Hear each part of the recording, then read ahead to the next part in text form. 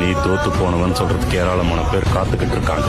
உன்னை முட்டாள்னு சொல்லுவாங்க, லூசர்னு சொல்லுவாங்க, வீணா போனவன்னு சொல்லுவாங்க. ஆனா அந்த மாதிரி எந்த ஒரு வார்த்தையும் உனக்கு நீயே சொல்லிக்க கூடாது. அதுதான் நீ செய்கிற முதல் தப்பு. தன்னம்பிக்கையை எப்பவுமே இழந்துடக்கூடாது.